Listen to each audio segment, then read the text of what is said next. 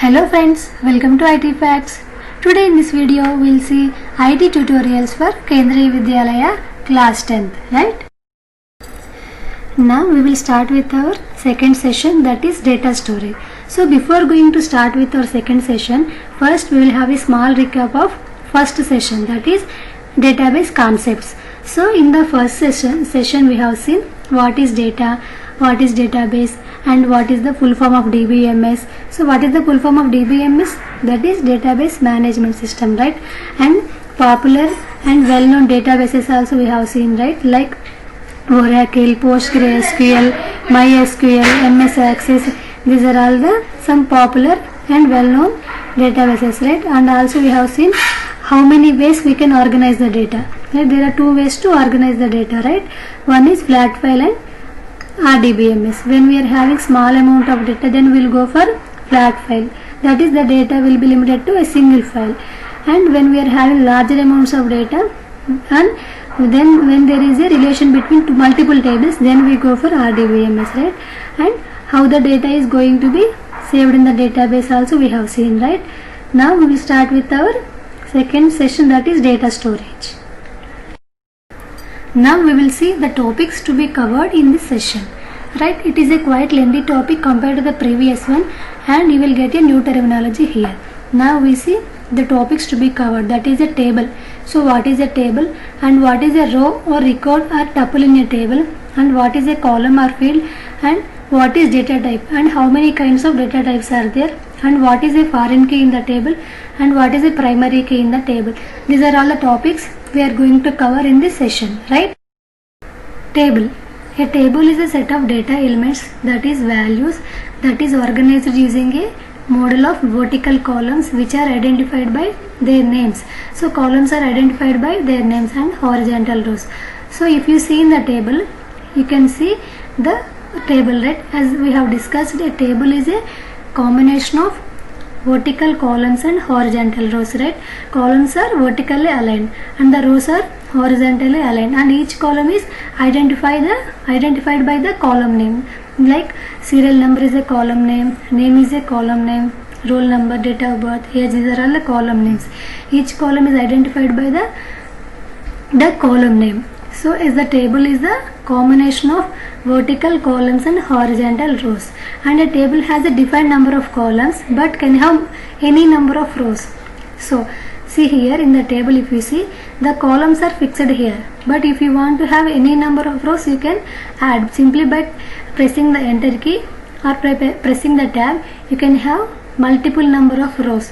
So what is the table? It is a combination of vertical columns and horizontal rows, and the columns are identified by the column name, and a table has a defined number of columns and multiple rows, right? Tuple. A tuple. What is a tuple? A row or record in a table is called as tuple. A tuple represents a single data item. For example, if you see in the table, we are having the column names, serial number, name, roll number, date of birth, and gender, right? And if you observe here, serial number 1, name is Ram, roll number 25, and the date of birth has given, and gender is male. So this particular one record is called as a tuple, right? Each record, a row, it is one row, right?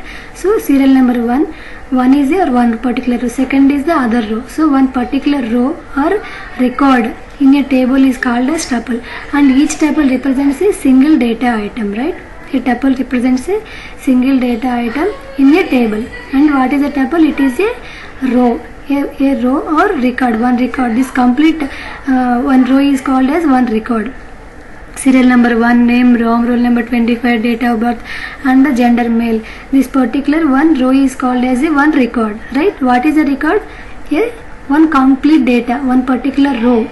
A complete row is called as a record. A row or record in a table is called as tuple, and tuple represents a single data item in the table, right? What is a column or field? A column is a set of data values of a particular simple type, one for each row of the table, right? For example, if you see in the table, serial number is a one particular column, and name is a particular column, roll number is a particular column, date of birth, gender. So this one particular column is also called as a field. So we will have multiple number of columns in the table or multiple number of fields in the table. A column is also called as a field, right? A column is a set of data values of a particular simple type. We will be having many number of columns or fields in the table, right? Data types. Data types are very important. I am saying that the data is stored in the form of table in the database, right? So in the table we are going to store different kinds of data, right? For example, if you take student, in the student will be having fields like student name, roll number, age, date of birth, and we have different and many more fields we will be having, right? For example, if you take name is a text data, right? If you take ID is a numerical data, and if you take date of birth, it will be in the form of date, right? So to store different kinds of data, we need to study about data types. So what data types tells us the kind of data you are going to save in the database. So data types are used to identify which type of data you are going to store in the database, right? So we are having different kinds of data types like numerical type, alphanumeric types, binary types, date and time type, other variable types, right? So what are the different kinds of data types here? Numerical types represents numerical data, and alphanumeric means text data, binary means zeros and ones, date and time is to store the date and time, so and other variable types, right? Numeric types tells us to store the numeric type of data. It describes about numeric value. For example, if you take student ID, so to store the numerical values such as mobile number, roll number, door number, year of school admission, true or false statements, statistical values. To store the numerical data, we go for numeric data types. Alphanumeric types. The following are the different alphanumeric types. They are long varchar, and char. These three are used for storing the text data only. But what is the difference between char and varchar? Both are used for storing the text data. So what is char and varchar? For example, if you take the name of the student as Arjun, so you want to store the Arjun into your database. So creating databases and storing the data, that we'll see in the next session. But remember, for the instance now, as the name Arjun is a 5 characters only, but if you take the data type as char, so one more thing you remember here. So when you are creating the database, you have to mention the length of the data type also. That you will be getting in the creating a table. In the next session you will be getting a topic called creating the table. Then you will be getting all this. So when you are creating the table, you have to mention the size of the data type also. For example, if you take char of 20, then the 20 spaces will be created, but the name is of only 5 spaces, 5 characters. It will occupy 20 spaces. But if you take varchar, so what varchar data type will do? It takes only those many characters the name is having. As the name is having only 5 spaces, it occupies only 5 spaces. So there is no memory wastage here in the database, right? So that is the difference between char and varchar. Though both are used for storing the text data, there is a quite difference. Binary types. Binary data types are used for storing the binary numbers such as zeros and ones, and for storing the photos, music files. Remember, you will be getting it for filling the blanks. So binary data types are used for storing the photos and music files.